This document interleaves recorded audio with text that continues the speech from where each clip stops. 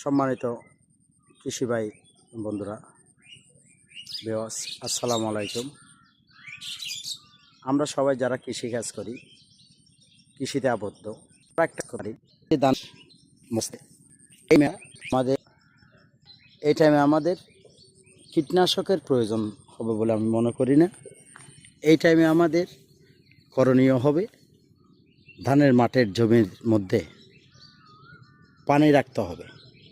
4 থেকে 5 ইঞ্চি পরিমাণ যদি আমরা পানি রাখতে পারি, তাহলে ধানের ফলন ভালো হবে, ধানের শীষ ভালো হবে এবং ধান পুষ্টিকর হবে। আশা রাখি আমার টিপসটা সবাই দেখবেন। সবার জন্য শুভকামনা রইল।